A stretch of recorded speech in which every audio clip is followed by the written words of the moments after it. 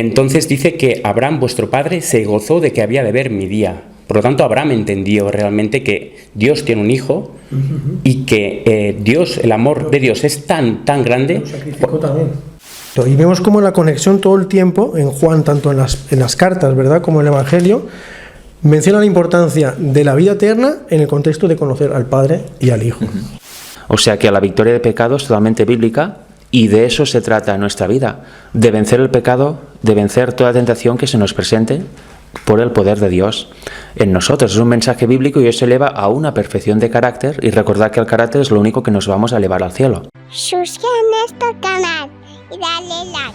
No olvides darle a la campanita para recibir una notificación para cuando subamos el próximo video. Hola, ¿qué tal amigos? Bienvenidos a un nuevo vídeo de este canal. Como veis, hoy estoy acompañado de dos hermanos, Carlos Arias a mi izquierda y Alexis Bosch a mi derecha.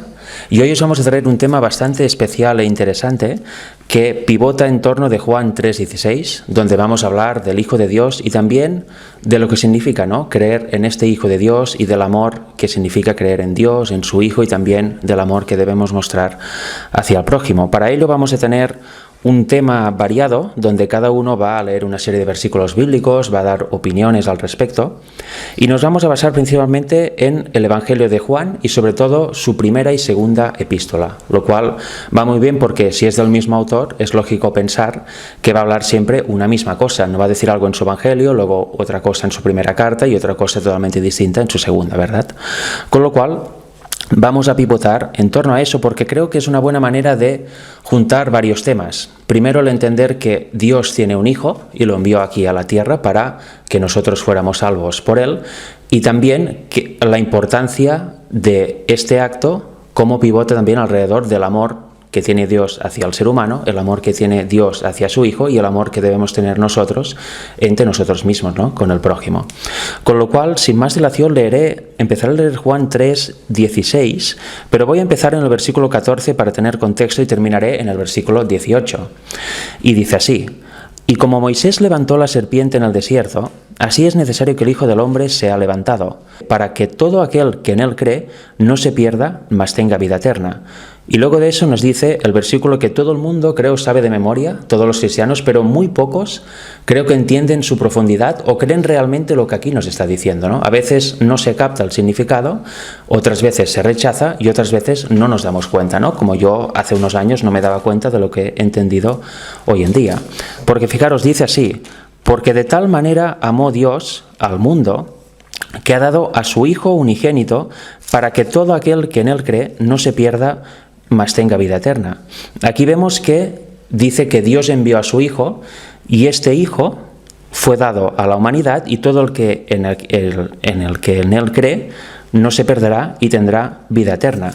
Aquí no dice que el Padre dio a un compañero o dio a un amigo, sino que dio específicamente a su Hijo, ¿verdad? Su Hijo de su misma naturaleza, como nos dice Hebreos, y este Hijo es el que vino al mundo, con lo cual este Hijo, de alguna forma misteriosa, es el misterio de la piedad, nació en María y salió como Jesús, como lo conocemos, ¿no? Jesús, este ser que tenía su naturaleza original intacta, la divina, pero que la revistió de nuestra naturaleza humana caída, y es lo que veían los hombres de aquella época, ¿no? Un humano más, pero sin embargo era el Hijo de Dios, Hijo de Dios e Hijo de hombre.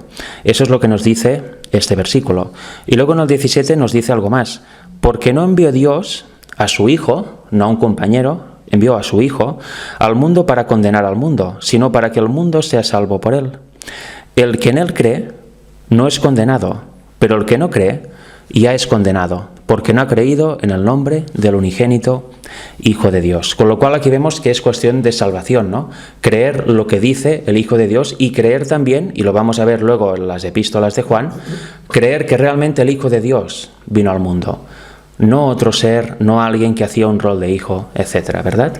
No sé si alguno de vosotros quiere comentar algo al respecto de esto. Sí, es interesante, ¿no?, que ahora comentabas, ¿no?, que Dios envió a su Hijo, pero antes nos dice porque de tal manera, ¿no? Es decir, de tal manera marca lo que viene después, ¿no? Digamos que es una medida que la Escritura nos pone para entender el amor de Dios. Si nosotros desfiguramos la imagen, ¿no?, de Cristo como Hijo unigénito de Dios, entonces estamos desfigurando de tal manera, ¿no? Lo estamos poniendo en una posición por debajo de la que Dios quiere, ¿no?, al dar a su propio Hijo. Por lo tanto, es muy importante, ¿no?, de tal manera. Mira, yo igual que tú destacas, Alexis, el de tal manera, yo quisiera destacar más tenga vida eterna. Porque si nos vemos, vamos a, esto es en 3.16, Juan 3.16, pero vemos como en versículo anterior ya nos menciona por primera vez, ¿verdad?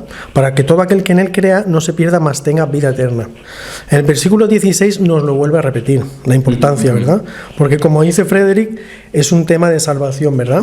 Sí. ¿Qué es lo que nos da la salvación? Es la vida eterna. Y hay una conexión de versículos, no sé si tú, Frederick, quieres leer algún versículo más. Sí, tengo bastantes aquí, pero bueno. Y pues mira, voy a hacer una conexión de unos versículos que, como dice Frederick, no es casualidad que todo esté en los escritos de Juan, tanto en las epístolas como en su carta, ¿verdad? En su evangelio. Y si nos vamos a Juan 17.3, tenemos el famoso versículo, ¿verdad?, que conocemos todos. Y aquí vemos como también nos vuelve a repetir la vida eterna. Exacto. Dice: y esta es la vida eterna, que te conozcan a ti, el único Dios verdadero, y a Jesucristo, a quien has enviado. Bien, tenemos en el versículo 3.15 la vida eterna. En el 3.16 tenemos la vida eterna. Y en Juan 17.3, tenemos la vida eterna. Exacto. Quiero que os fijéis un poquito, haciendo un análisis, yo lo tengo aquí en el teléfono. Cuando comparamos Juan 17.3 con Juan 3.16, dice Juan 17.3: esta es la vida eterna, que te conozcan a ti, el único Dios verdadero, y a Jesucristo. Está destacando la vida eterna. ¿Y qué es lo que te da la vida eterna? Conocer a Jesucristo, más bien primero a Dios y a Jesucristo. Y el Juan 3.16, que es lo que estamos tratando en este tema, nos dice que de tal manera amó Dios al mundo, que ha dado a su Hijo unigénito, está mencionando también al Padre y al Hijo, para que no se pierda y tenga vida eterna. Entonces, conocer al Hijo y al Padre nos hace una conexión tanto en el Evangelio, ¿verdad?, como en la primera carta, recalcándonos que conocer al Hijo y al Padre nos da la vida eterna. Ajá. Pero es más, si nos vamos a primera de Juan 5.13, también vemos que nos vuelve a repetir. Primero de Juan 5.13 dice: estas cosas os he escrito a vosotros que creéis en el nombre del Hijo de Dios, vuelve a repetir, ¿verdad?, a Dios y al Hijo, para que sepáis que tengáis vida eterna, y para que creáis en el nombre de Él, y vuelve a repetir, Hijo de Dios. Como dice Entonces, Juan 3, el que cree en su nombre, ¿no? Exacto, y vemos como la conexión todo el tiempo en Juan, tanto en las cartas, ¿verdad?, como en el Evangelio, menciona la importancia de la vida eterna en el contexto de conocer al Padre y al Hijo. Exacto. Y ahora, para entender un poco más del tema, ¿no? Aquí estamos viendo que Dios envió realmente a su Hijo. Eso es algo que no es aceptado generalmente en el cristianismo. La mayoría de cristianos aceptan que efectivamente Cristo es el Hijo de Dios, pero a partir de que nació del vientre de María, ¿no? Sin embargo, la Biblia y el Espíritu de Profecía nos dicen algo bien distinto, ¿no? Se ve que ya era hijo antes. La mayoría del cristianismo acepta que Cristo ya era preexistente, y eso es cierto, antes de venir ya existía, obviamente, pero la mayoría del cristianismo niega que existiera como Hijo de Dios ya en la eternidad, lo ven incluso como blasfemo, ¿no? Y lo cual no es así. Yo os quiero poner un ejemplo que ahora Alexis seguramente va a leer, que es el caso de Abraham e Isaac. En Génesis 22, versículos del 1 al 18, vemos realmente un aprendizaje de Abraham, y Dios le quiere enseñar algo muy concreto a Abraham. Lo vamos a leer y luego lo comentaremos brevemente, porque le está explicando lo que hemos leído en Juan 3.16. Sí, es el capítulo 22, ¿no?, de Génesis, del versículo, el primero ya, del versículo 1 al 18. Dice así: aconteció después de estas cosas que probó Dios a Abraham y le dijo: Abraham. Y él le respondió: heme aquí. Y dijo: toma ahora tu hijo, tu único hijo, tu único, Isaac, a quien amas, y vete a tierra de Moria, y ofrécelo allí en holocausto sobre uno de los montes que yo te diré. Y Abraham se levantó muy de mañana, y enalbardó su asno, y tomó consigo 2 siervos suyos, y a Isaac su hijo, y cortó leña para el holocausto. Y se levantó y fue al lugar que Dios le dijo. Al tercer día alzó Abraham sus ojos y vio el lugar de lejos. Entonces dijo Abraham a sus siervos: esperad con el asno, y yo y el muchacho iremos hasta allí y adoraremos, y volveremos a vosotros. Y tomó Abraham la leña del holocausto y la puso sobre Isaac su hijo. Y él tomó en su mano el fuego y el cuchillo, y fueron ambos juntos. Entonces habló Isaac a Abraham su padre y dijo: Padre mío. Y él respondió: heme aquí, mi hijo. Y él dijo: he aquí el fuego y la leña, mas ¿dónde está el cordero para el holocausto? Y respondió Abraham: Dios se proveerá de cordero para el holocausto, hijo mío. E iban juntos. Y cuando llegaron al lugar que Dios le había dicho, edificó allí Abraham un altar, y compuso la leña, y ató a Isaac su hijo, y lo puso en el altar sobre la leña. Y extendió Abraham su mano, y tomó el cuchillo para degollar a su hijo. Entonces el ángel de Jehová dio voces desde el cielo, y dijo: Abraham, Abraham. Y él respondió: heme aquí. Y dijo: no extiendas tu mano sobre el muchacho, ni le hagas nada, porque ya conozco que temas a Dios, por cuanto no me rehusaste tu hijo, tu único. Entonces alzó Abraham sus ojos y miró, y he aquí a sus espaldas un carnero trabado, en un zarzal por sus cuernos. Y fue Abraham y tomó el carnero, y le ofreció en holocausto en lugar de su hijo. Hasta el 18 era así. Y llamó a Abraham el nombre de aquel lugar: Jehová proveerá. Por tanto se dice hoy: en el monte de Jehová será provisto. Y llamó el ángel de Jehová a Abraham por segunda vez desde el cielo, y dijo: por mí mismo he jurado, dice Jehová, que por cuanto has hecho esto y no me has rehusado tu hijo, tu único hijo, de cierto te bendeciré y multiplicaré tu descendencia como las estrellas del cielo y como la arena del mar que está en la orilla, como la arena que está en la orilla del mar, y tu descendencia poseerá las puertas de sus enemigos. En tu simiente serán benditas todas las naciones de la tierra, por cuanto obedeciste mi voz. Claro, aquí hemos visto, ¿no? Hemos leído casi todo el capítulo para tener el contexto entero. Hemos visto ya varias veces que Dios le dije, en la palabra dice, el hijo, su único hijo varias veces, al menos 3. Y yo pregunto una cosa, ¿no? Para los hermanos más incrédulos. ¿Isaac era el hijo de Abraham? ¿Verdad que sí? Todo el mundo contestará que sí. ¿Abraham era el padre de Isaac? Efectivamente. ¿O acaso Abraham hacía el rol de padre, Isaac el rol de hijo? En realidad eran 2 amigos o 2 personas que se conocían y hicieron este papel, esta obra teatral. ¿Isaac era el padre y Abraham era el hijo? ¿Verdad que no? Todo el mundo dirá, ¿no?, en su sano juicio, que Abraham era el padre de Isaac y Isaac era el hijo de Abraham. Su único hijo, ¿no? El hijo unigénito que hemos visto en Juan 3:16, que Dios envió a su único hijo, a su hijo unigénito. Por tanto, ¿qué vemos aquí? A Abraham le fue mostrado el sacrificio que haría el padre junto con su hijo para que tuviera esa descendencia, esa multitud de salvos que vemos en el libro de Apocalipsis al final.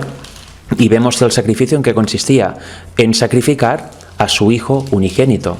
Abraham lo estaba a punto de hacer, pero el ángel lo paró. No, ya está. Has entendido el mensaje, has superado la prueba, aquí está este carnero, mátalo en su lugar. Ahí Abraham entendió perfectamente que el Padre daría a su hijo para toda la humanidad, como sacrificio por salvar a toda la humanidad. Yo creo que viendo este ejemplo de Abraham, es muy fácil de entender que realmente Dios envió a su hijo aquí, este tomó nuestra misma naturaleza y fue sacrificado para salvar a toda la raza humana y vindicar la ley de Dios en el universo, ¿verdad? Con lo cual, ¿por qué negarlo? Vemos que la Biblia es bastante clara al respecto.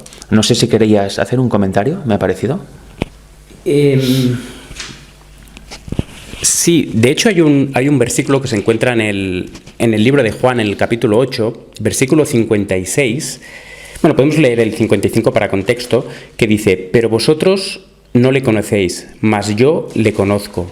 Y si dijere que no le conozco, sería mentiroso como vosotros, pero le conozco y guardo su palabra. Está hablando de Cristo, hablando de su Padre. Y dice: Abraham, vuestro padre, se gozó de que había de ver mi día, y lo vio y se gozó. ¿Cuál es el día que vio Abraham? fue en el momento, ¿no?, que tuvo que sacrificar a su hijo. Él se gozó, sí, se angustió, pero confió en la palabra de Dios. Pero él tuvo que sacrificar a su hijo y de corazón lo sacrificó. Para él es como si ya lo hubiera entregado, porque él estaba convencido de lo que iba a hacer. Él no iba a hacer un amago, Isaac también. Él no iba a hacer un amago, él iba ahí a sacrificar a su hijo, a dar su hijo en holocausto. Entonces dice que Abraham, vuestro padre, se gozó de que había de ver mi día. Por lo tanto, Abraham entendió realmente que Dios tiene un hijo y que Dios, el amor de Dios es tan grande. Lo sacrificó también. Claro. Entonces Abraham entendió esto y entendió: mi padre va a dar a su hijo por mí, yo voy a dar a mi hijo por toda la descendencia. Claro. Y bueno, obviamente luego sabemos que él confiaba en la promesa, sabía que lo iba a resucitar o lo que fuera, ¿no? Pero sí que es cierto que él, con gozo y con pesar, esa mezcla, ¿no?, de sentimientos, porque eso también lo vemos con el padre, ¿no?, cuando tuvo que dar a su hijo, no fue el momento, ¿no?, digamos, más feliz, ¿no?, de su vida, de dar a su hijo.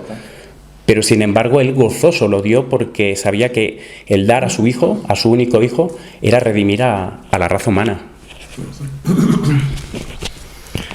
Es que, bueno, a la mayoría de la iglesia le cuesta comprender que es un hijo literal. Comprende el sacrificio que hizo y quizá esto que le estamos mostrando a ellos, pues ya lo saben ellos, que está reflejado en Isaac y Abraham lo que hizo el padre por el hijo. Pero no acaban de aceptar que es hijo literal, ¿verdad? Porque ahí hay una doctrina que no cuadra, ¿verdad? Como puede ser hijo literal. Lo que no entienden básicamente, o no quieren aceptar muchos, es que fue engendrado por el Padre, ¿no?, que tiene un origen. Pero en la carta, ya que estamos leyendo las primeras cartas las cartas de Juan, en la primera carta de Juan, primera de Juan 5:1, nos dice: todo aquel que cree que Jesús es el Cristo es nacido de Dios, y todo aquel que ama al que engendró, ama también al que ha sido engendrado por él. Aquí no nos está dejando bien claro, ¿verdad? El tema del engendramiento es algo que no se acaba de aceptar, aunque es clara la Biblia. Yo quiero leer unas citas que tengo aquí del Espíritu de Profecía en cuanto al engendramiento. De hecho, perdón, hay un versículo también en Primera de Juan, no sé si quizás lo tendréis apuntado o no, ¿no? En Primera de Juan, capítulo 5, versículo 18, que dice: sabemos que todo aquel que ha nacido de Dios no practica el pecado. Y dice, pues aquel, es decir, el Hijo de Dios, ¿no?, aquel que fue engendrado por Dios, o sea, por el Padre, le guarda y el maligno no le toca, ¿no? En consonancia a lo que estabas comentando. Exacto. Pues en cuanto al engendramiento, como comenta también Alexis, quiero leer una cita del Espíritu Profecía que se encuentra en la Educación Cristiana, página 251, párrafo 2. Les voy a leer un poquito, es un comentario sobre Juan 17:3, pero luego lo extiende un poquito. Leo, es un poquito largo, bueno, no es muy largo. Dice: estos autores populares nos han enseñado a los estudiantes el camino que lleva a la vida. Esta, empero, es la vida eterna, que te conozcan a ti, el solo Dios verdadero, y a Jesucristo, el cual has enviado. Haciendo mención de Juan 17:3. Dice: los autores de estos libros de uso corriente en nuestros colegios son recomendados y engrandecidos como hombres de saber. No obstante, su educación es del todo deficiente, a no ser que hayan sido educados en la escuela de Cristo. Y nos dice: y mediante el conocimiento práctico den testimonio de la palabra de Dios como del estudio, más esencial. Y aquí nos resalta: Cristo debe ser exaltado como el primer gran maestro, el unigénito Hijo de Dios, quien estaba con el Padre desde los siglos eternos. Algún hermano puede pensar que cuando dice los siglos eternos es que estuvo junto con el Padre desde el inicio, pero no tuvo un inicio, ¿verdad? Porque dice desde los siglos eternos. Hay otra cita que les quiero leer que está en... Esto está en Review and Herald. No, una cita es del Sign of the Times del 1895, mayo del 30. Dice: una oferta completa se ha hecho porque de tal manera amó Dios al mundo que ha dado su Hijo unigénito.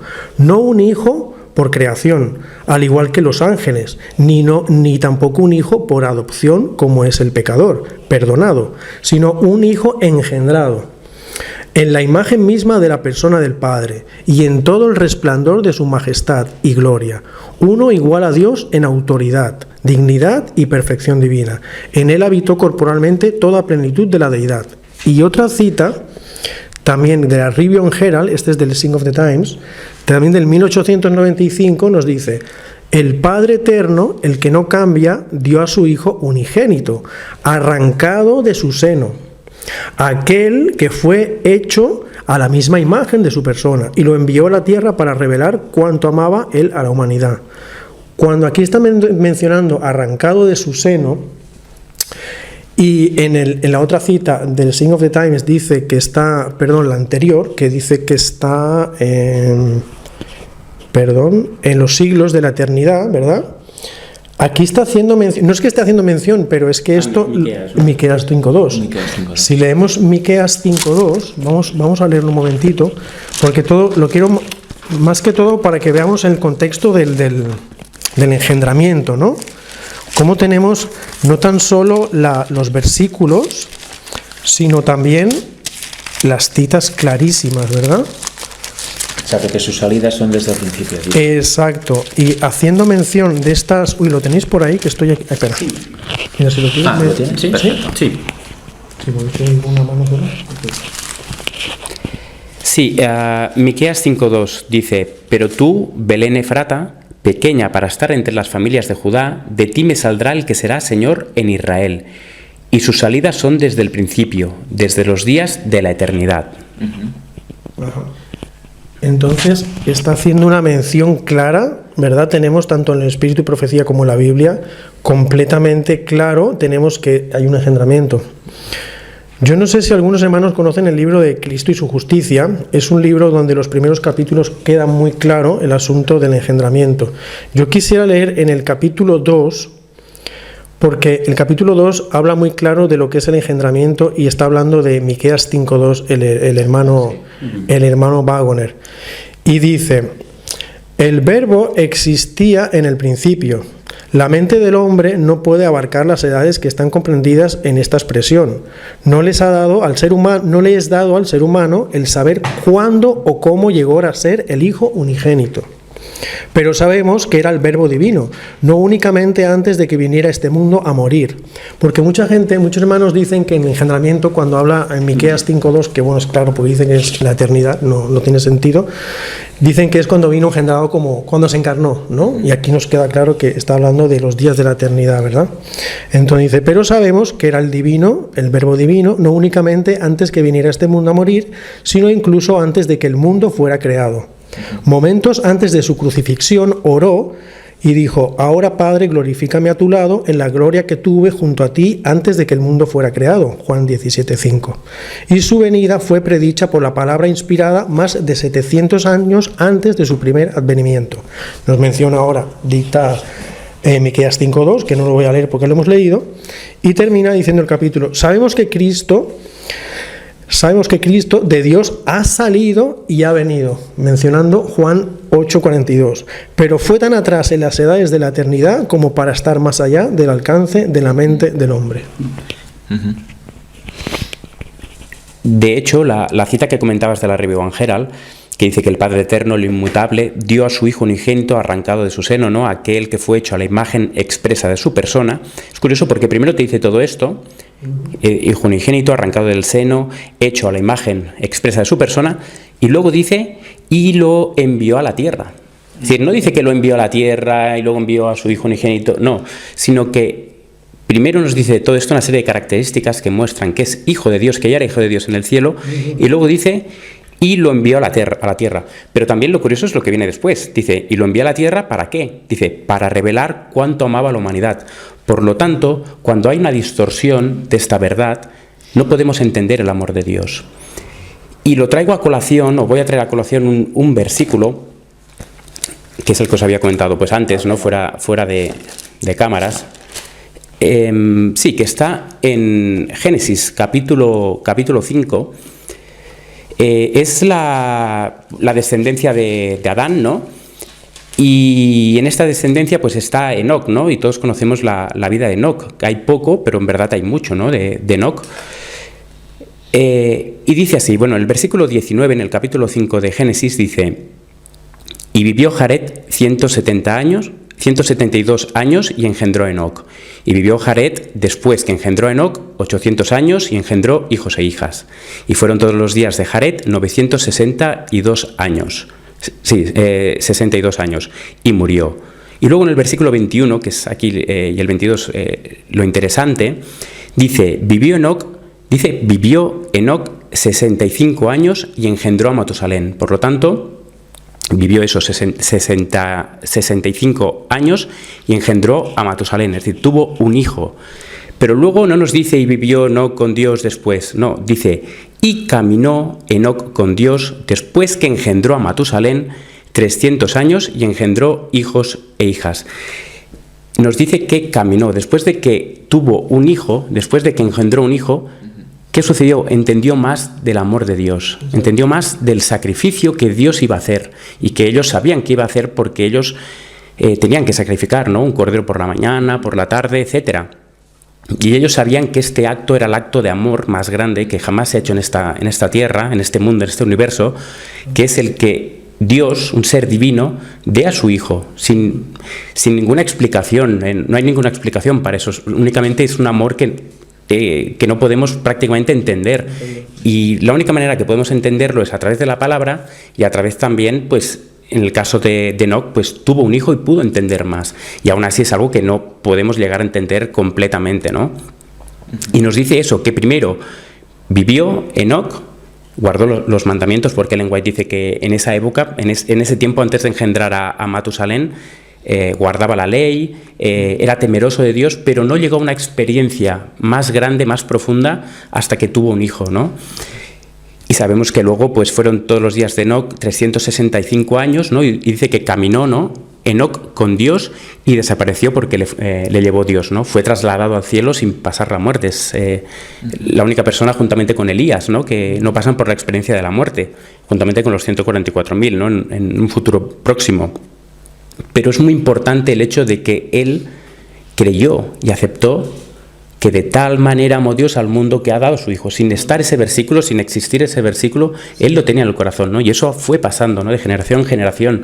Y por lo tanto, no es un evangelio nuevo lo que decimos en Juan 3:16, no es algo que ellos no sabían, sino que lo sabían perfectamente. Y está expresado, pues, sobre todo en experiencias, ¿no? La que leíamos de Abraham, la que acabamos de leer, también la de Jefté, ¿no? Al dar a su hija, que tiene que dar su hija, también recalca, ¿no?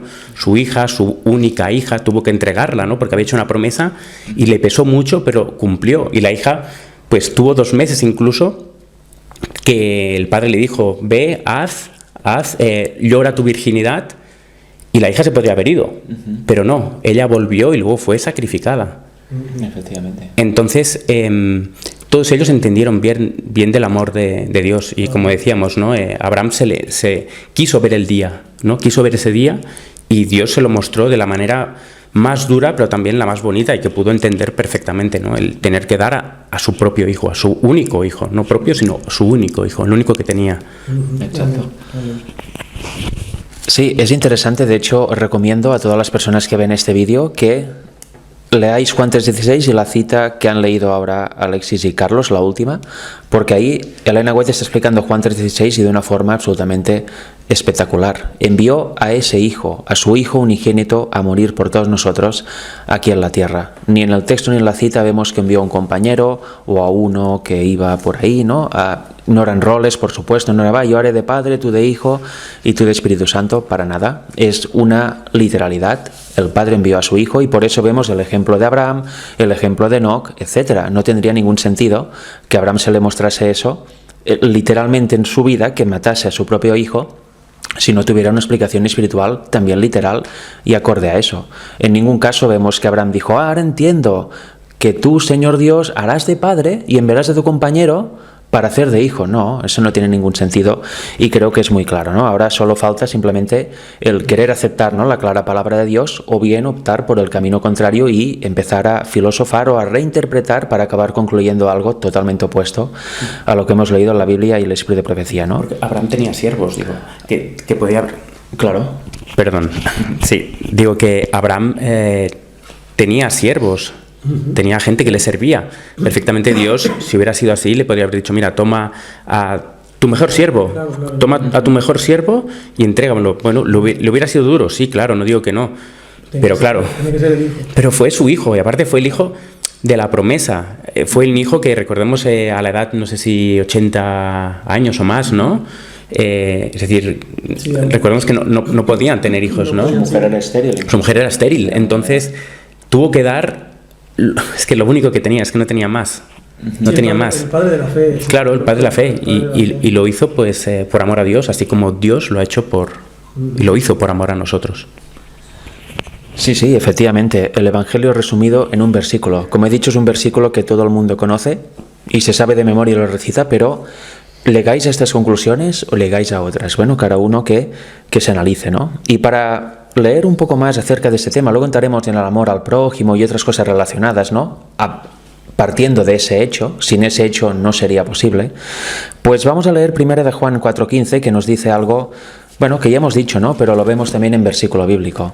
Dice, todo aquel que confiese que Jesús es el Hijo de Dios, Dios permanece en él y él en Dios. También mucha gente lee eso y dice amén, y qué profundo, qué interesante, amén, amén, amén, ¿no? Pero ya hemos visto qué significa confesar que Jesús es el Hijo de Dios. Confesar que Jesús efectivamente nació de María y fue el Hijo de Dios y estuvo aquí en la tierra, hizo su ministerio y murió por nosotros para habilitar una puerta a nuestra salvación.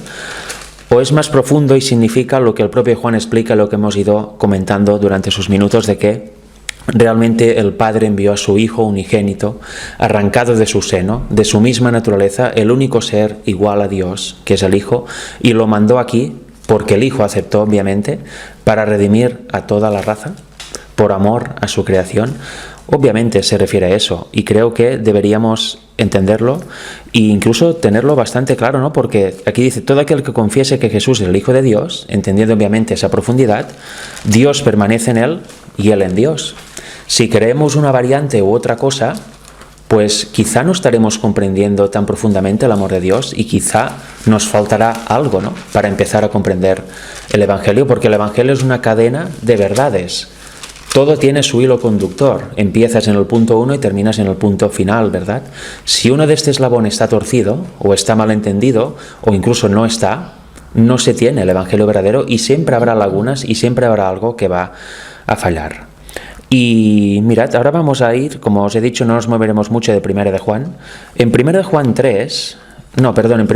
2, versículos del 5 al 11, empieza una serie de palabras que se repiten también en 1 de Juan 3 y 1 de Juan 4, etc. Y hace mucho hincapié en eso y por algo será. Vamos a leerlo. 1 de Juan 2, versículos del 5 al 11. Nos dice así, pero el que guarda su palabra, verdaderamente el amor de Dios se ha perfeccionado en él.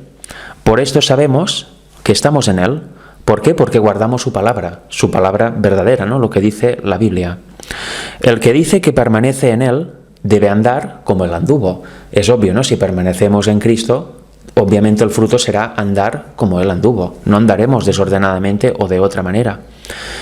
Y veréis por qué lo digo, porque el versículo 9, cuando lo leí, el versículo 9 no, cuando leemos el capítulo 3 de esta epístola dice algo que es increíble, pero es verdadero. Pero de momento sigamos leyendo el versículo 7 de 1 de Juan 2. Hermanos, no os escribo un mandamiento nuevo, sino el mandamiento antiguo que habéis tenido desde el principio. El mandamiento antiguo es la palabra que habéis oído desde el principio. Otra vez os escribo un mandamiento nuevo que es verdadero en él y en vosotros, porque las tinieblas han pasado y la luz verdadera ya alumbra. El que dice que está en luz y aborrece a su hermano está todavía en tinieblas. Aquí empezamos con el trato al prójimo, ¿no?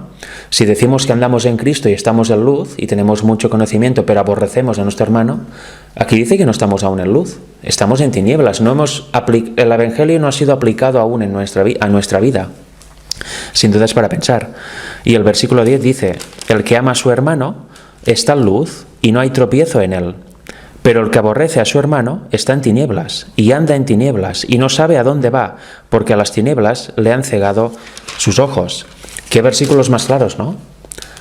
El que ama a su hermano y no lo aborrece está en luz. El que lo aborrece y no lo ama está en tinieblas. Con lo cual, ¿tiene el amor de Dios en él? No, para nada, no lo ha cultivado. Está andando en un camino de pecado, en un camino por el cual Cristo no quiere que andes. No estás andando como Cristo anduvo aquí, ¿entendéis? Y en 1 de Juan 3, versículos del 1 al 11, hace más hincapié en esto. Nos dice así: mirad cuál amor nos ha dado el Padre, que seamos llamados hijos de Dios. Por esto el mundo no nos conoce, porque no le conoció a Él. Ya vimos antes que el que no conoce al Padre y al Hijo no está en Dios, ¿verdad?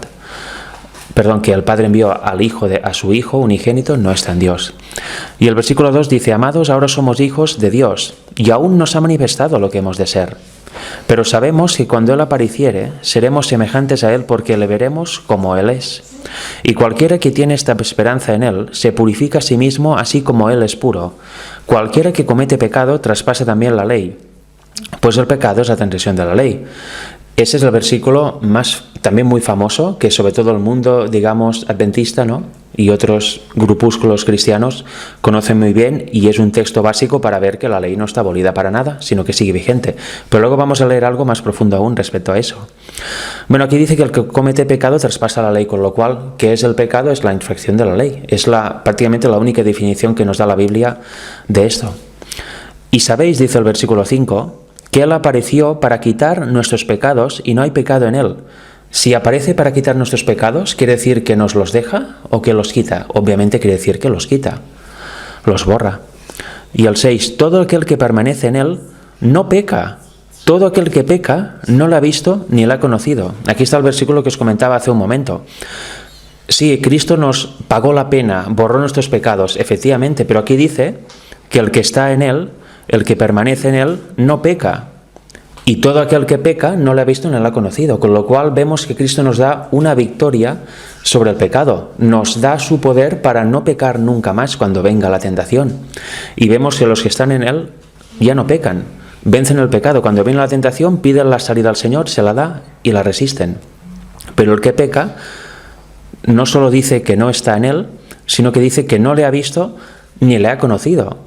Con lo cual, eso es para pensar, ¿no? El mundo cristiano en general, que hablan de que la ley está abolida, y empezando por aquí, la ley no está abolida, pero también en el mundo cristiano que cree que la ley sigue vigente y no cree en la victoria sobre el pecado, que piensa que vamos a estar pecando hasta que Jesús venga o hasta que muramos, que no hay nada que hacer, que sí, nos bautizamos, pero luego, bueno, hombre nuevo ya veremos, seguro que vas a seguir cayendo. O sea, ya damos por hecho algo que Dios no nos dice que debemos pasar. Dios nos dice: en mí no vas a pecar, lo dice Juan 15. Conmigo, sin mí nada podéis hacer, conmigo todo.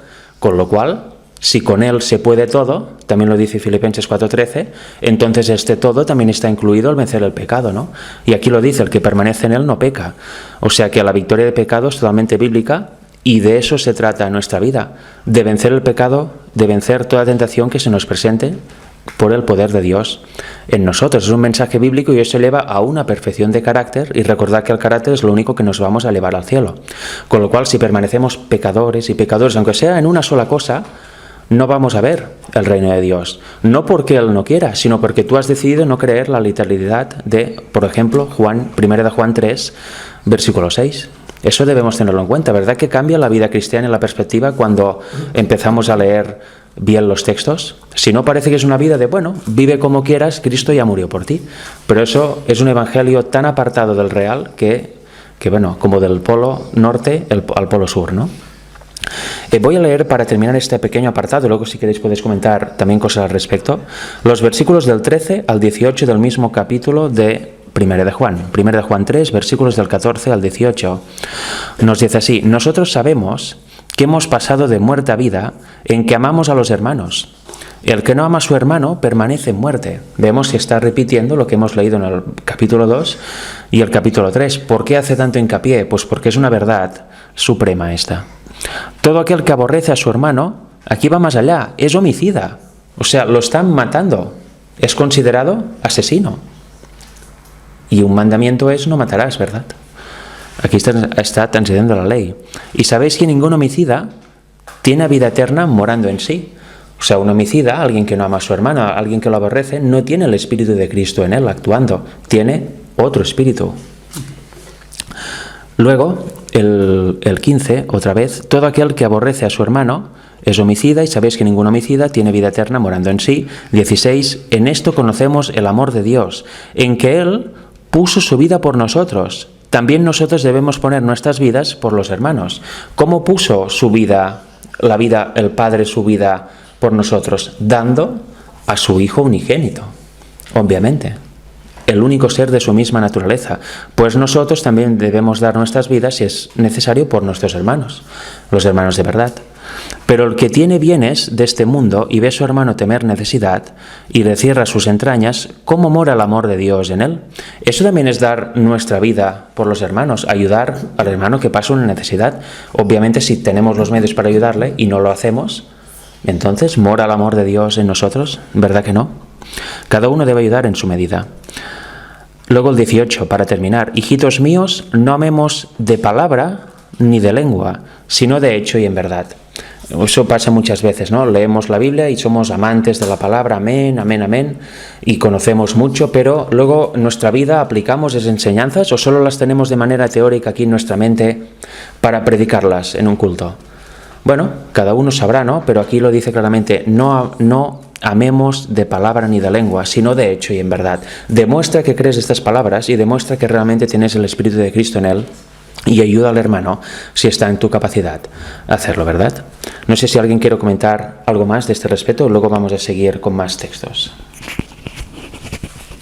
Bueno, es no un paralelismo, sino el hecho de que nosotros entendamos que Dios dio a su Hijo, nos capacita para que nosotros amemos a nuestros hermanos, y no únicamente a nuestros hermanos, sino también a aquellos que nos aborrecen, ¿no? Porque Jesús mismo también dijo, amad a los que os aborrecen, ¿no? Que a veces es fácil amar a los hermanos, amar a aquellos que te dan, amar a aquellos que te reciben en casa, pero amar a aquellos que te rechazan, aquellos que te culpan, que se burlan, etcétera, no es fácil. Sin embargo, cuando miramos, ¿no?, la cruz, cuando miramos a Cristo crucificado y lo que el Hijo hizo y el Padre hizo, cuando entendemos eso, entonces en esa contemplación de ese acto, de ese amor de Dios, trae transformación en el corazón, ¿no? Porque lo dice en 2 Corintios 3:18, ¿no? Que nosotros contemplando, ¿no?, a cara descubierta, ¿no?, al Señor, hay una transformación en nosotros, ¿no?, de gloria en gloria, ¿no?, hasta que somos hechos a su misma imagen. Por lo tanto, es importante entender, ¿no?, el sacrificio de Cristo en la cruz y lo que hizo el Padre por nosotros y lo que Cristo hizo por nosotros, y eso a nosotros nos va a llevar a amar a los que aborrecemos, porque de manera natural, de manera espontánea, de manera intrínseca en nosotros no está eso. Nosotros está amar, ¿no?, de una manera incluso no la correcta, en un amor ágape, incluso de una manera egoísta, ¿no?, incluso a los hermanos, pero aborrecer a nuestros enemigos. Y Jesús dijo, ¿no?, oísteis que fue dicho, ¿no?, aborrece a tu enemigo, etcétera. Y más yo os digo, ¿no?, amad a vuestros enemigos, a aquellos que os persiguen, amadlos. Entonces, todo esto lo podemos entender a través de la muerte de Jesús en la cruz, ¿no?, y lo que hizo su Hijo, el Padre dando a su Hijo. Quería leer, ¿no?, en Romanos capítulo 8, versículo 32, un versículo que no sé si lo tenías, pero aquí también nos lo dice, ¿no?, para que entendamos más aún del amor de Dios, ¿no? Romanos capítulo 8, versículo 32 dice, el que no escatimó ni a su propio Hijo. Dicen, el que no escatimó, es decir, no podría haber hecho algún amago, podría haber hecho algo, no, dicen no escatimó, es decir, lo dio todo. No escatimar en recursos es darlo todo para una causa, ¿no?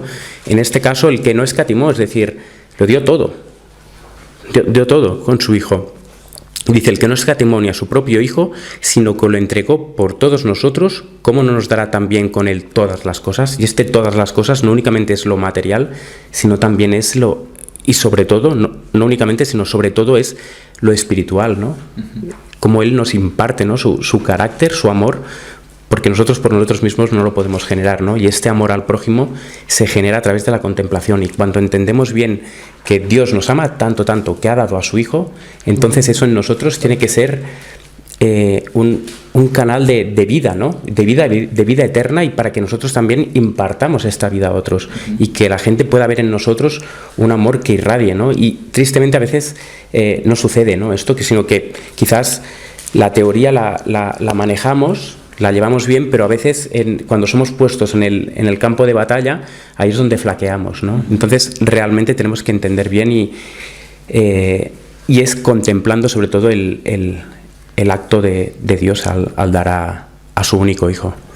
Efectivamente, ¿quieres comentar? Sí, comentar un poquito, bueno, sobre esto que decimos de amor al prójimo, ¿verdad? Es lo que decimos que cuesta mucho. Amamos a las personas cercanas, amamos al hermano, amamos a la familia, amamos a los amigos, pero lo que cuesta es amar al enemigo. En Romanos 12 también, versículo 20 nos dice: así que si tu enemigo tuviere hambre, dale de comer; si tuviere sed, dale de beber, pues haciendo esto, ascuas de fuego amontonarás sobre su cabeza. Y el versículo 21, que es muy impactante, dice: no seas vencido de lo malo, sino vence el bien con el mal. Es decir, aunque... Vence el mal con el bien. Vence el bien con el mal. Vence con el bien el mal. Exacto. ¿Qué nos está diciendo? Que aunque te hagan lo malo, tú tienes que vencer con lo bueno, ¿no? O sea, aunque tu enemigo te haga lo más profundo, ¿verdad? Es la profundidad de Juan 3:16, ¿no? Que tú tienes que tener ese amor tan grande que tuvo el Padre por su Hijo, que tú contemplando ese sacrificio, aunque venga alguien y quiera hacerte el daño, tú tienes que responderle con ese bien que te enseña esa lección, ¿verdad? De que Dios lo dio, o el Hijo lo dio todo por nosotros, y el Padre sacrificó a su Hijo, ¿no? Entonces es un versículo que, ¿no? Como dicen, Juan 3:16, dicen que es como la Biblia comprimida, ¿verdad? Sería el tráiler, ¿no? De la Biblia. Entonces tenemos que igual darle tanta importancia a ello, ¿no? Como el que la tiene, porque realmente es muy, da mucho que pensar, es muy profundo. Es un versículo que realmente da mucho que podríamos estar horas, yo creo, con este versículo. Sí, porque además como la eternidad, ¿no? La eternidad. La Biblia se relaciona toda, eso mismo que dice aquí, vencer al mal con el bien, lo dice Mateo 5, 44 y 45, haced el bien a los que os hacen mal.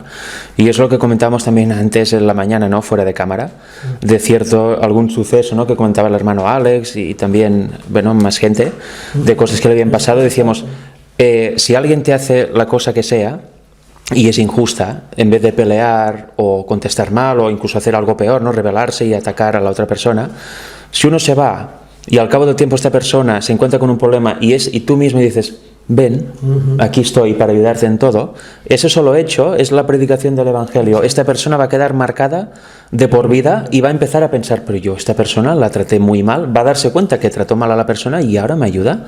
Eso no cuadra, lo normal es que me pague con la misma moneda, ¿no? Pero no, y eso es importante, eso es hacer el bien, vencer al mal con el bien. Y es importantísimo, y es importantísimo ponerlo en práctica también, ¿no? Porque ahora vamos a leer 1 Juan 4, del 7 al 21.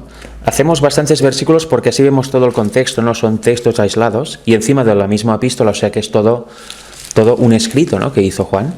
Y aquí nos habla, pues, obviamente, de lo mismo, empezando en el capítulo 7, versículo 7. Amados, amémonos unos a otros, porque el amor es de Dios. Todo el que ama es nacido de Dios y conoce a Dios. Aquí va más profundo y lo dice de otra manera. El que ama conoce a Dios y es conocido por Dios. ¿Por qué? Porque este amor ágape genuino es un don que nos envía Dios y que nos lo da. Nuestro amor por naturaleza es egoísta, siempre busca algo para su bien, siempre hay algo detrás, nunca es realmente te lo doy todo porque sí, porque te amo. No, siempre hay algo, ¿no? Y recordemos que nosotros, hablando antes de que el Padre lo entregó todo y el Hijo aceptó, nosotros somos enemigos de Dios. Desde el momento en que entró el pecado, el humano es enemigo de Dios por naturaleza, porque se entregó a Satanás. Con lo cual, ahí el Señor pone en práctica lo que nos revela en Mateo 5:44. Amó a sus enemigos. Y no solo nos amó, sino que nos amó no en palabra ni en lengua, sino que nos amó de verdad. Dio lo más preciado que tenía, que su Hijo unigénito, de su misma naturaleza, para que viniera a vencer. En definitiva, dio al propio Creador. El Creador se entregó a sí mismo. Es algo impresionante, y nosotros éramos enemigos. Lo único que, como somos tan egoístas, pensamos que no, y que ya obviamente que lo tenía que hacer, pero no tenía ningún porqué. Y de hecho nosotros seguramente no lo haríamos, ¿no? Si no estamos entregados y sujetos completamente al Señor. Pero bueno, aquí dice el versículo 8: el que no ama no conoce a Dios, porque Dios es amor. Con lo cual, más claro, ¿no? En esto se mostró el amor de Dios para con nosotros, en que Dios otra vez envió a su Hijo unigénito al mundo para que vivamos por Él. Otra vez más, lo mismo de la idea que hemos ido hablando todos estos minutos. Y menciona de nuevo el Hijo unigénito. Exacto, siempre se refiere a su Hijo unigénito, en otras palabras, su Hijo único o su único Hijo, ¿no? Como en el caso de Abraham y en el caso de que hablaba Alexis de Jefté, etcétera, ¿no? Y vamos a leer el versículo 9. En esto ya lo hemos leído, el 10. En eso consiste el amor, no en que nosotros hayamos amado a Dios, de hecho no podemos, somos enemigos por naturaleza, sino que Él nos amó a nosotros y envió su Hijo en propiciación por nuestros pecados. Otra vez envió a su Hijo en mayúsculas, ¿verdad? Amados, si Dios así nos ha amado, debemos también nosotros amarnos unos a otros. Estos versículos sirven muy bien para analizarnos y ver, ¿realmente yo tengo el amor de Dios y estoy amando al hermano y al enemigo? Que eso es más complicado, porque al hermano seguramente sí, ¿no? Bueno, teniendo en cuenta eso, todo lo que le costó la salvación de nuestra raza al Señor, es más fácil, ¿no? Entenderlo y amar incluso al peor de todos. A Dios nadie le vio jamás. Si nos amamos unos a otros, Dios permanece en nosotros y su amor se perfecciona en nosotros. ¿Vemos? A Dios nadie le vio jamás. Y obviamente yo no he visto a Dios y creo que vosotros tampoco. Nadie ha visto a Dios. Lo vieron los humanos de la época de Cristo por medio del Hijo. Pero al Padre no, porque está en luz inaccesible. Pero precisamente dice, si nos amamos unos a otros, Dios permanece en nosotros y su amor se perfecciona en nosotros. Así podemos ver a Dios también, amándonos unos a otros, ¿no? Y de esta forma se perfecciona el amor. En esto conocemos que permanecemos en Él y Él en nosotros. ¿En qué nos ha dado qué? De su Espíritu. Precisamente nos ha dado de su Espíritu y eso nos habilita para amarnos a todos entre nosotros de forma genuina. Si no nos amamos, estamos en tinieblas, ya hemos leído, y quizás estamos recibiendo otro tipo de espíritu, ¿verdad? Estamos siendo influenciados por los ángeles malos.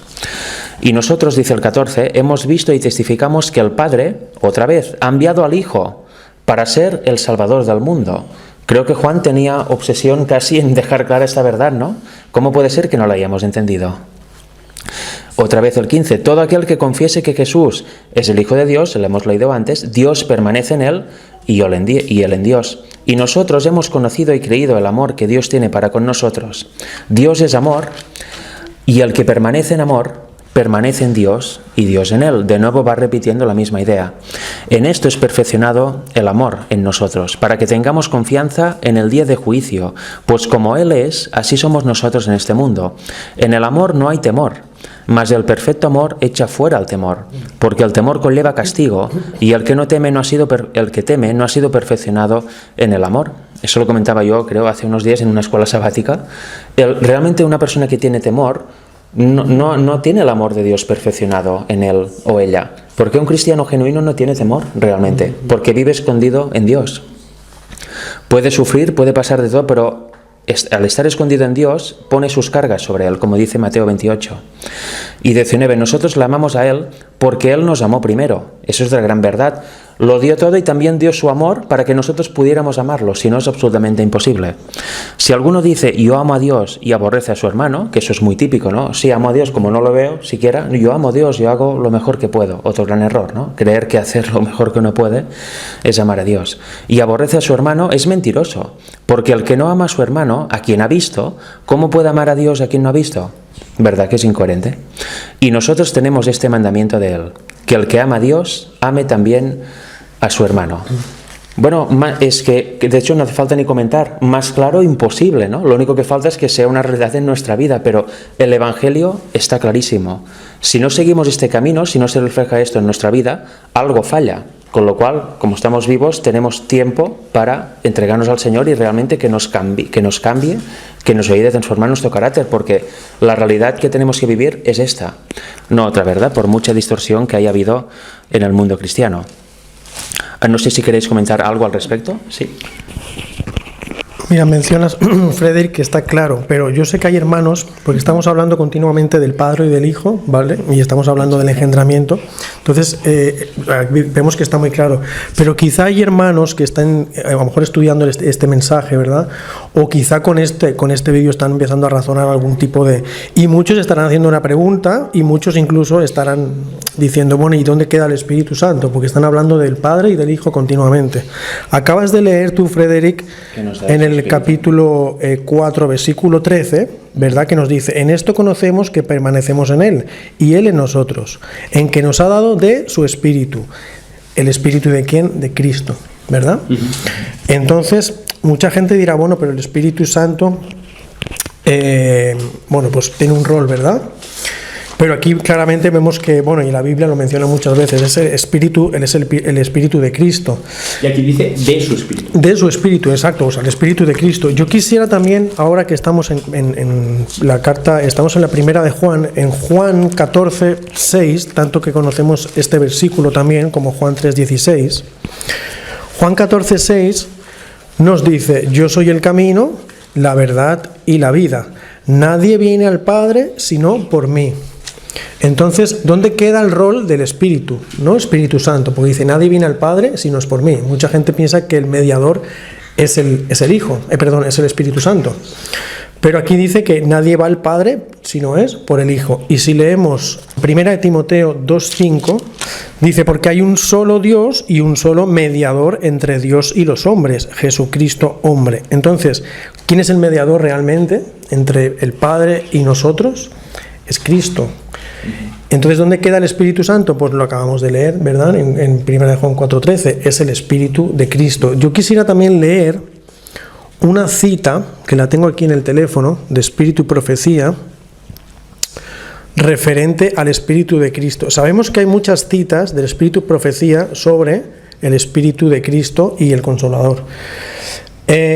Haciendo un comentario Elena de White sobre 2 Corintios 3:17, primero voy a leerlo. 2 Corintios 3:17 nos dice, porque el Señor es el Espíritu, y donde está el Espíritu del Señor, allí hay libertad. Y Elena de White, en una carta 66 de 1894, haciendo mención a 2 Corintios 3:17, que dice que el Señor es el Espíritu, ella dice, queremos el Espíritu Santo, el cual es Jesucristo. Entonces, tenemos al Espíritu de Cristo como Espíritu Santo, y tenemos a Cristo como el mediador. Y entonces los hermanos, muchos mencionan el Consolador, ¿verdad? El Consolador también tenemos muchas citas. Yo les voy a leer una del Review and Herald, del 1903, 27 de enero. Dice, deberían estudiar el capítulo 17 de Juan y aprender a orar y cómo vivir la oración de Cristo. Él es el Consolador. Efectivamente. En relación a lo que comentas y sin irnos al tema del Espíritu Santo de una manera llena, ¿no? Porque para eso ya haremos otro vídeo, pero es interesante lo que comentas. Ya hay una cita hablando del amor de Dios, ¿no? Del amor al dar a su Hijo y bueno, eso tiene que ver pues lo que recibimos en nuestros corazones y va en relación a lo que has comentado. Dice así. Es una cita que se encuentra en la Carta 133 de 1898, que dice, hay una educación constante en esta obra. El deseo de ser una bendición descubre las debilidades e imperfecciones del obrero. Esto impulsa al alma a ir a Dios en oración, y el Señor Jesús da luz y su Espíritu Santo, y comprenden que es Cristo quien efectúa el ablandamiento y el quebrantamiento de los corazones duros. Por lo tanto, es una obra de Cristo. Entonces es importante, ¿no?, entender primero que Dios dio a su Hijo y es el Hijo quien nos da a nosotros. Es decir, claro, no es que Dios da a su Hijo, luego hay otro sentado a la diestra del Hijo o enfrente del Hijo y Él se lo da a Él para que nos lo dé a nosotros, sino que es algo que es directo del Padre al Hijo y del Hijo hacia nosotros. Y con su Espíritu. Claro, a través de su Espíritu, ¿no? Sabemos que también está todo el tema del ministerio de los ángeles, etcétera, ¿no? Pero es algo que es directo de Él. Él nos da su Espíritu, nos da su presencia, nos da su amor en nosotros, no nos da el amor de otro que no murió por mí, sino que nos dio el amor de alguien que realmente ha muerto por mí y por cada uno de nosotros. Sí, nos da su presencia personal por medio de su Espíritu, ¿no? Y aquí en Gálatas 4, que me ha hecho pensar antes Carlos, versículos del 4 al 6, lo dice muy claro, ¿no? Mas venido el cumplimiento del tiempo, Dios envió a su Hijo, de nuevo, hecho de mujer, hecho bajo la ley. Eso para entender la naturaleza humana de Jesús, ¿verdad? Pero bueno, para que redimiese a los que estaban bajo la ley, a fin de que recibiésemos la adopción de hijos.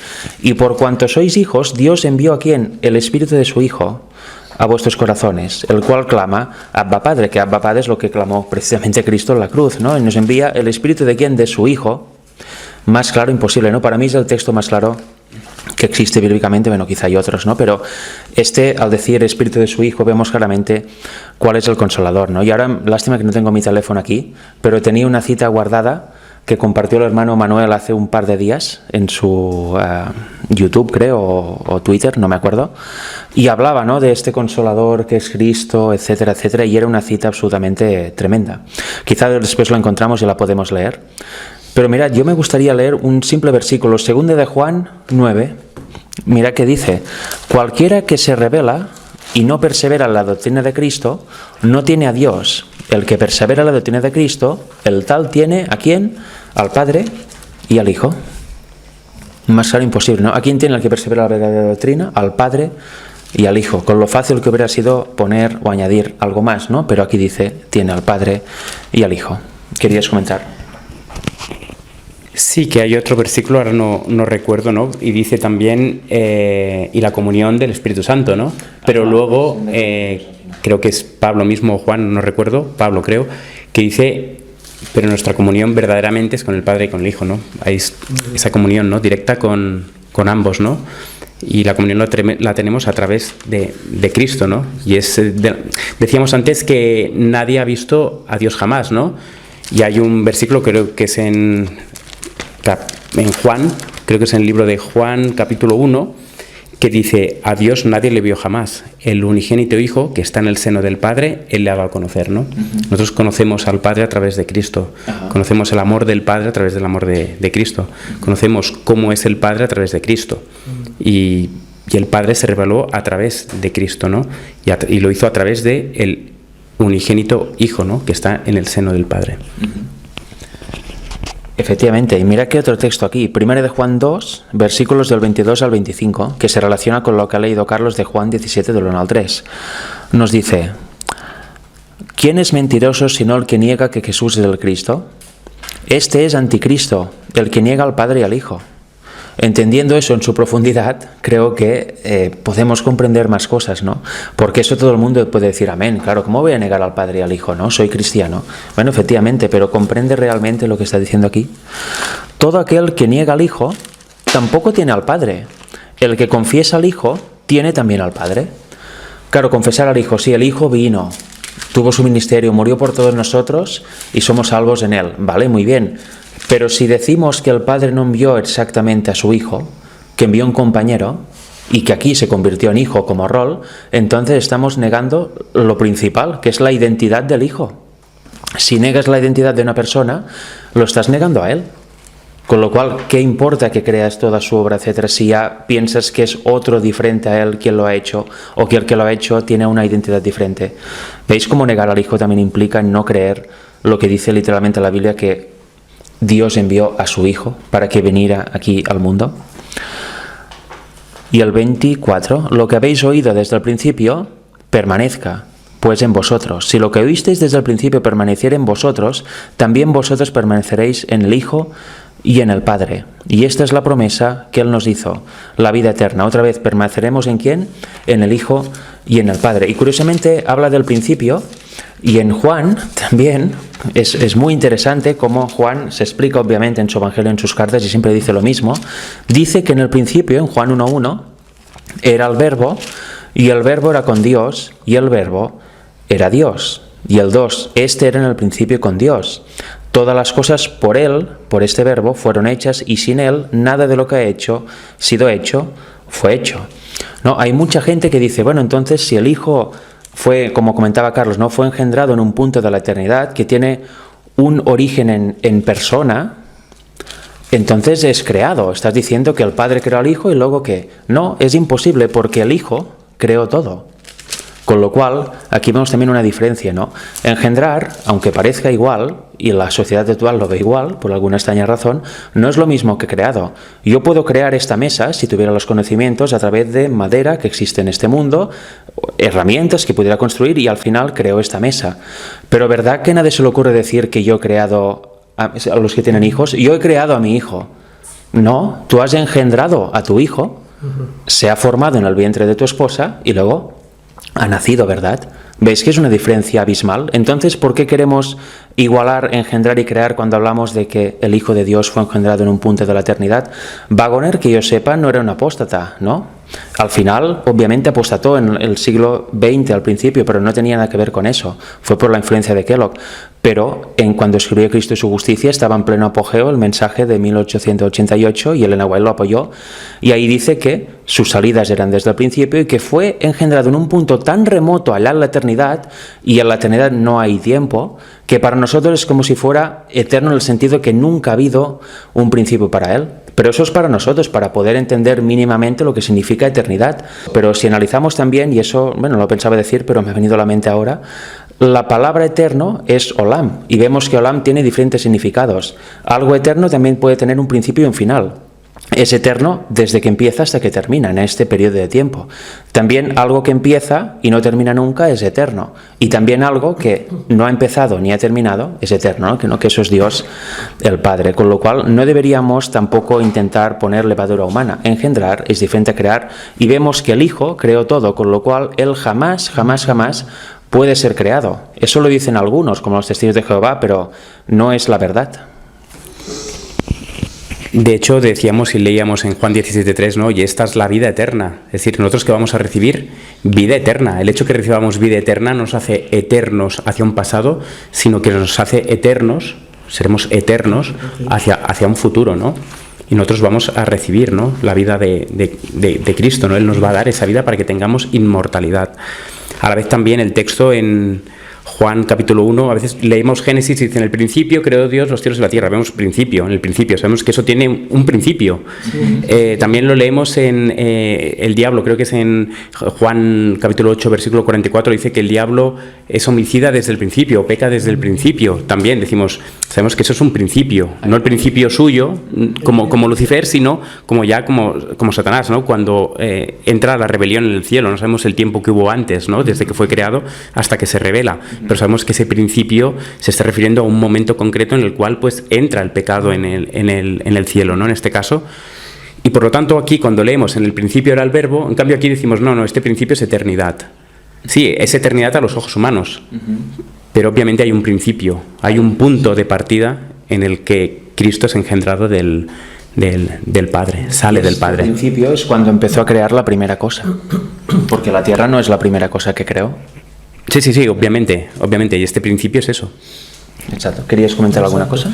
Yo quería, en la connotación que dice Frederick, que es verdad que dijéramos que se lía un poquito la gente, ¿no? Entiende mal el punto de engendrar y crear. Y tú has dicho una cosa muy importante. Cristo creó, y el Padre engendró. Ajá, claro. Entonces es ese punto a lo mejor que incluso hasta la gente no lo ve, ¿no? No, es que engendrar y crear es lo mismo. No es lo mismo, como has dicho, ¿no? No se engendra una mesa, ¿no? Tú engendras un hijo. Y creó, o sea, Cristo creó todo, ¿verdad? Y el Padre engendró al Hijo. O sea, son cosas diferentes. Y quería, mira, una connotación cuando has leído Primera de Juan 2, versículo 22, que dice: ¿quién es el mentiroso sino el que niega que Jesús es el Cristo? Este es el anticristo. Si vamos a Mateo 26, versículos 63 y 64, es cuando Jesús está en el concilio. Y vuelvo a leer, Primera de Juan 2, 22 dice: ¿quién es el mentiroso sino el que niega que Jesús es el Cristo? Y en Mateo 26, 63 le dicen a Jesús: entonces el sumo sacerdote le dijo a Jesús: te conjuro por el Dios viviente que nos digas si eres tú el Cristo, el Hijo de Dios. Aquí estaban tratando a Dios, o sea, al Hijo, de mentiroso, ¿no? Y aquí nos dice que quién es el mentiroso sino el que niega a Jesús. Aquí estaban negando a Jesús como el Hijo y lo estaban llamando a él mentiroso, ¿verdad? Y el versículo 64 dice: tú lo has dicho y además os digo, palabras de Jesús, ¿verdad?, que desde ahora veréis al Hijo del Hombre sentado a la diestra del poder de Dios y viniendo en las nubes del cielo. O sea, los fariseos negaban que era el Hijo de Dios, literal, ¿verdad? Así como nos dice en Primera de Juan, según capítulo 2, versículo 11. Entonces, realmente cuando se niega realmente al Hijo de Dios literal, la Biblia nos da un claro ejemplo de que se está tratando de mentiroso, ¿no? Y nos deja claro ejemplo de ello. Efectivamente, y además los judíos, y lo vemos en esta cena o en otra, los fariseos en este caso, lo querían apedrear y negar porque se hacía hijo de Dios, pero ellos entendían el porqué, porque si este es hijo de Dios, quiere decir que Dios tiene un hijo. Exacto. Y se hace hijo del Altísimo, eso es imposible, ¿no? Totalmente. Ellos al menos lo querían apedrear, pero comprendían lo que estaba diciendo Jesús. Actualmente ni siquiera eso se comprende, ¿no? A veces. Justamente es esto, ¿no?, lo que quería comentar en Juan 5, versículos 17 y 18, ¿no? Decía, y Jesús, el 16, ¿no?, para contexto, dice: y por esta causa los judíos perseguían a Jesús y procuraban matarle, porque hacía estas cosas en el día de reposo, ¿no?, porque quebrantaba, no el día de reposo, sino que quebrantaba las costumbres y tradiciones que tenían los fariseos, los judíos, para el día de reposo, ¿no? Y dice, Jesús le respondió: mi Padre hasta ahora trabaja y yo trabajo. Dice, porque por esto los judíos aún más procuraban matarle, porque no solo quebrantaba el día de reposo, sino que también decía que Dios era su propio Padre, haciéndose igual a Dios. Aquí también está el Evangelio en el sentido de ver que por qué Cristo es de la misma imagen de su Padre, ¿no? ¿Por qué es igual a Dios? Porque Dios es su propio Padre, y como hijo de Dios hereda todos los rasgos de carácter y la propia naturaleza del Padre. Por eso es igual a Dios. No es Dios en personalidad, en persona, sino que es el Hijo de Dios. Y es igual a Dios en naturaleza, en carácter, en propósito, en mente, en poder incluso, pero, como decíamos, ¿no?, en 1 Juan 5.1, ¿no?, el que no ama, venía a decir el que ha sido engendrado, ¿no?, el que ha engendrado y el que ha sido engendrado. Uno es el que engendra, que es el Padre, y el otro es el que ha sido engendrado. Por eso hay una jerarquía, y eso lo vemos también en la creación, ¿no?, de Adán y Eva. Hay una jerarquía también. Exacto. En igualdad, están ambos en igualdad, pero hay uno que es cabeza de otro, ¿no? Y es Adán, cabeza de la mujer, así como Dios es cabeza de Cristo. 1 Corintios 11. Así es. Y mira qué interesante, ¿no? El hecho de ser hijo de Dios, digo que interesante porque cómo cambian las tornas, ¿no?, actualmente. El hecho de ser hijo de Dios lo hace igual a Dios. Actualmente dicen que los que decimos que Cristo era ya hijo antes de venir a la tierra, lo hacemos inferior al Padre, un Dios menor, que es creado, etc. Mirad cómo han avanzado los tiempos y qué mal ha avanzado en nuestra mente, ¿no?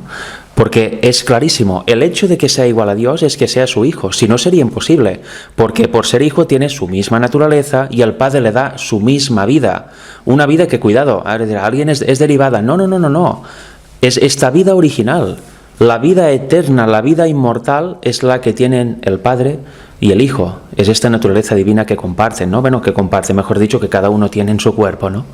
Porque si entramos en compartir, quizá entraríamos en catolicismo, ¿no? Una misma sustancia y ahí conviven. Pero bueno, ¿veis? El hecho de que sea igual a Dios es precisamente que sea su Hijo. Qué curioso que hoy en día se acuse de lo contrario a los que decimos esto, ¿no? Pero bueno, en fin, los tiempos cambian. Esperemos que este vídeo pueda servir para realmente pensar o preguntarse algunas cosas. Mirad, en Efesios 4, del 1 al 6, dice esto: yo pues, preso en el Señor, os ruego que andéis como es digno del llamamiento con que sois llamados, con toda humildad y mansedumbre, con paciencia, soportándoos los unos a los otros en amor, solícitos en guardar la unidad del Espíritu en el vínculo de la paz. Es lo que estamos leyendo también en 1 de Juan. Y mirad aquí, un cuerpo y un espíritu, como sois también llamados en una misma esperanza de vuestro llamamiento, un Señor, una fe, un bautismo. Hasta aquí todo el mundo lo entiende, ¿verdad? Obviamente un cuerpo, que es la Iglesia, un espíritu, un Señor, Cristo, una fe, un bautismo. Pero ¿qué dice aquí en el 6? Un Dios y Padre de todos, el cual es sobre todo y por todo y en todos vosotros. Aquí empiezan las interpretaciones, ¿no?, de mucha gente. Bueno, aquí sí dice un Dios y Padre, pero en realidad se refiere a otra cosa y no debemos entender lo que dice literalmente aquí, sino debemos empezar a filosofar para concluir algo opuesto a lo que dice el texto, ¿no? Pero aquí es claro, ¿verdad que un Señor es un Señor? No es otra cosa, no debemos interpretar. ¿Una fe cuál es? Pues la fe. Un bautismo, hay muchísimos, ¿no? El bautismo. Un Dios y Padre. Qué fácil hubiera sido para Pablo decir un Dios y un Dios, nuestra Santísima Trinidad, o un Dios trino, o un Dios a secas, sin decir el Padre. Sí, luego sí que hay interpretación, no, pero Dios recuerda que es trino, o que Dios realmente es una sustancia donde conviven tres personas, etc.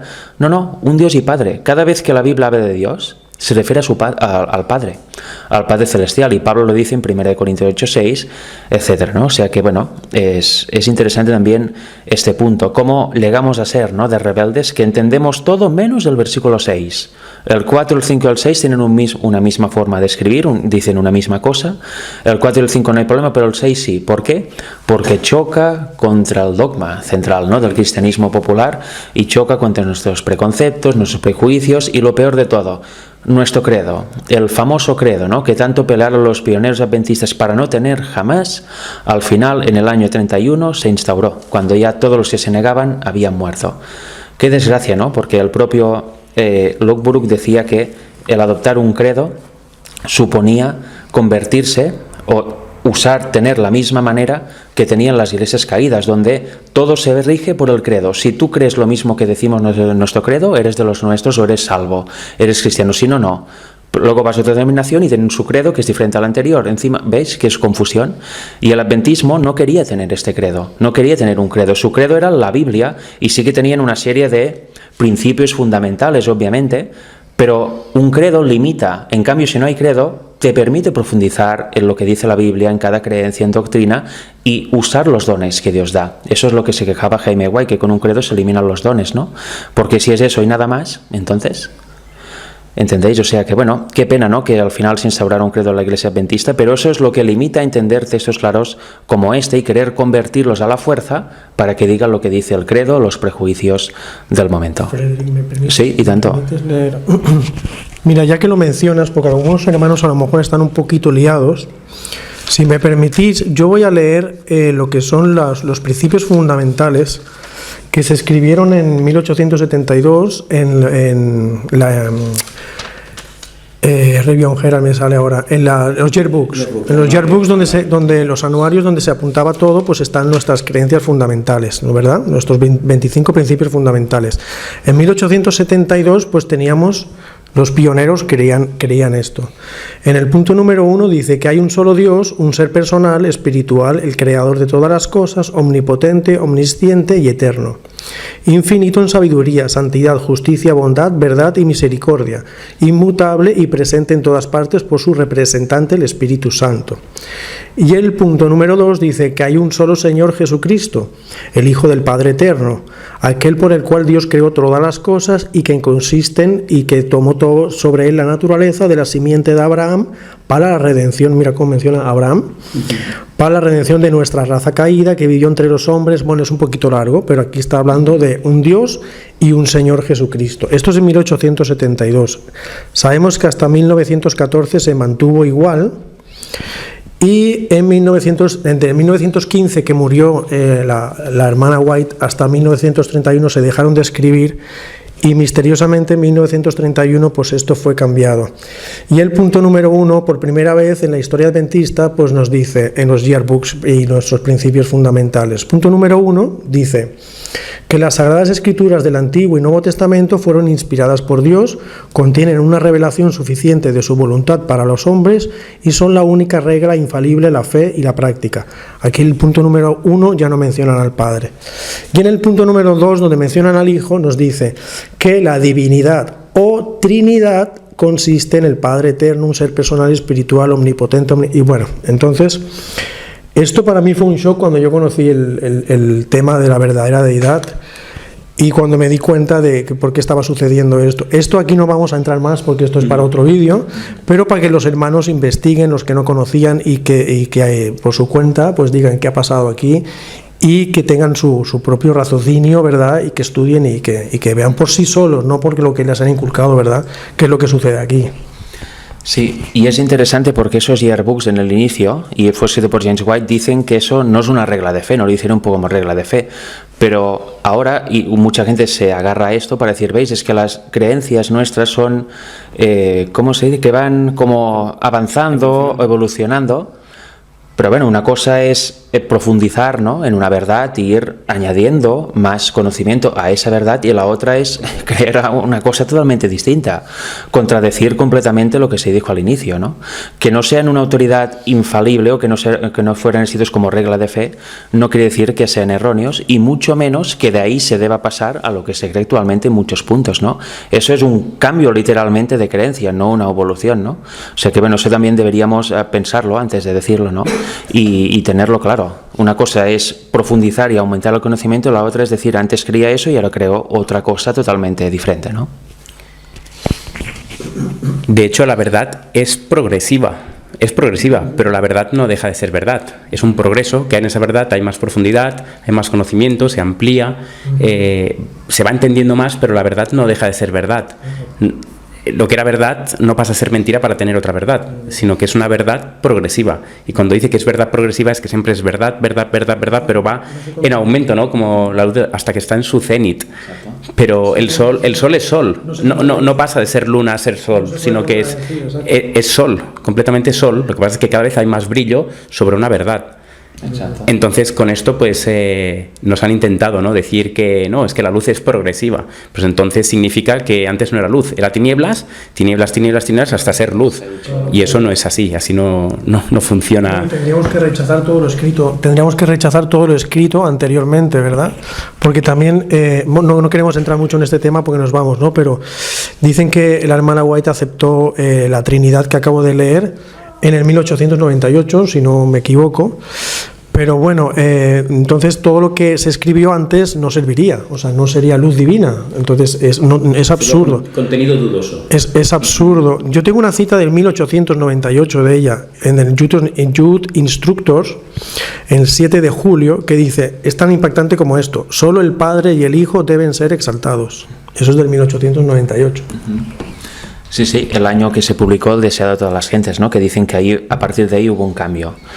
Bueno, pues yo creo que no hubo, ¿no? Al menos en realidad, sino en la mente de muchas personas sí, pero en realidad no.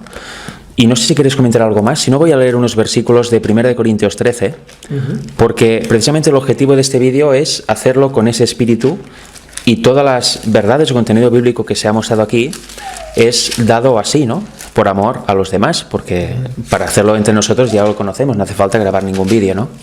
Lo podemos hablar fuera de cámara. Y aquí en primera de Corintios 13, que también es mundialmente conocido esos versículos, vamos a leer del 1 al 10 y luego el 13 y 14:1, ¿no? Porque debemos entender algo importantísimo.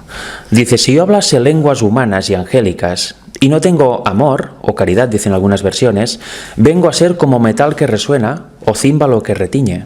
Con lo cual, tengo el don de lenguas, aquí dice incluso lenguas angélicas, pero si no hay amor, no sirve de nada, es vil metal, porque no hay el fondo correcto.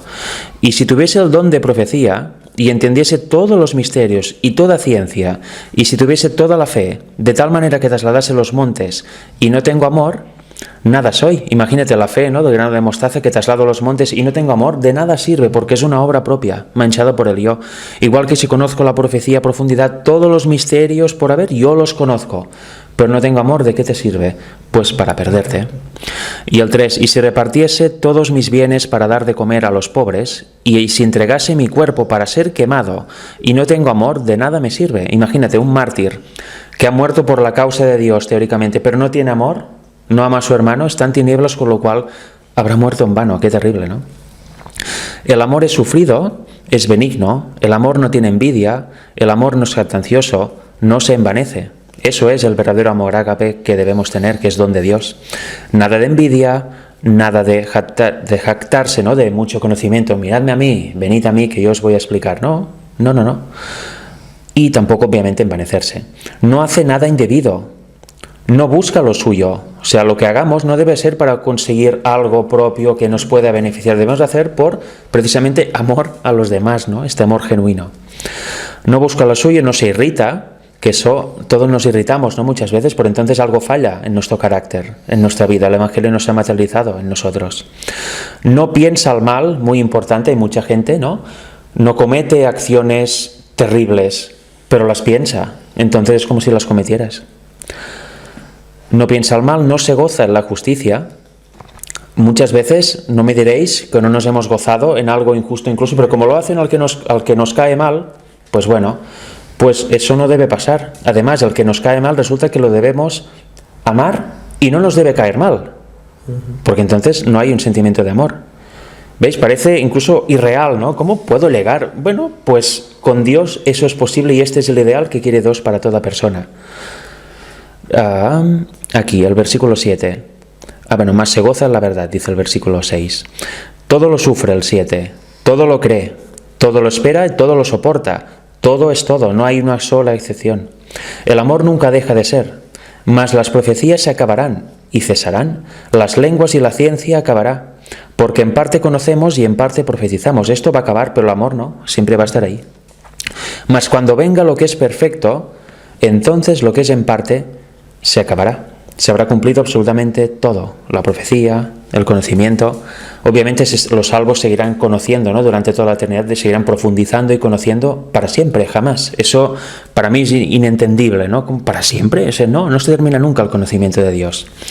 Y ahora el versículo 13 y el 14:1. Dice, y ahora permanecen la fe, la esperanza y la caridad. Estas tres, la caridad, dice caridad, pero es el amor. Ahora permanecen la fe, la esperanza y el amor. Estos tres, pero el mayor de ellos es el amor. Están ahí, pero el mayor es el amor. Y el 14, seguid el amor y desead los dones espirituales, mas sobre todo que profeticéis. Hay gente, ¿no?, que lee estos versículos, dice, sí, mucha gente habla de amor, pero la profecía que también... Tú debes profetizar según lo que Dios te dé a entender, según la palabra de Dios, no inventando, por supuesto. Pero lo debes hacer teniendo este amor en ti. Porque ya lo hemos visto. ¿De qué sirve profetizar, etcétera, si no tengo amor? Eres nada, eres vil metal, no tienes ningún tipo de valor ni haces la obra de Dios realmente. Y de hecho te vas a perder si no hay un cambio, ¿no? O sea que, bueno, aquí vemos lo que es un cristiano equilibrado, ¿no? El amor lo rige todo. El amor es el motor que mueve a un cristiano verdadero y luego con ese amor puedes profetizar, puedes ayudar al prójimo, puedes hacer absolutamente todo. Tu fe será genuina, estudiarás la palabra de Dios no por reyerta ni para voy a buscar a esto y le voy a comentar a aquel que resulta... No. ¿Qué va? Estudiaremos para presentar el Evangelio a los demás y a partir de ahí respetaremos el libre albedrío de cada uno. Si alguien quiere aceptarlo, muy bien. Si lo quiere rechazar, pues bueno, no es recomendable, pero que lo rechace. Si alguien te insulta o te afrenta por lo que predicas, bueno, ¿qué se le va a hacer? Dios te bendiga, ¿no? No hay problema, es lo que ha de esperar un cristiano, pero para nada irritarse, etcétera, etcétera, ¿no? Eso es lo que hace un verdadero cristiano cuando le mueve el motor del amor ágape que Dios envía como don a la humanidad. Y yo por mi parte he terminado, no sé si queréis comentar o añadir algo más de eso, si no, daríamos por concluido el vídeo. ¿Sí? ¿Está? ¿Quieres comentar algo más, Carlos? Ya está. Perfecto, pues bueno, espero que os haya interesado y edificado este vídeo, sin duda es para... estudiarlo con profundidad, leer cada uno de los textos en su casa y espero que puedan ser una realidad, si no lo son ya, en vuestra vida, ¿no? Esta vida cristiana verdadera, este amor ágape fluyendo en nuestros corazones y en nuestra mente. Que Dios os bendiga y nos vemos en el siguiente vídeo. Este ministerio se mantiene gracias a tus aportes. Si quieres contribuir, ve a laverdadilustrada.com o a la descripción de este vídeo.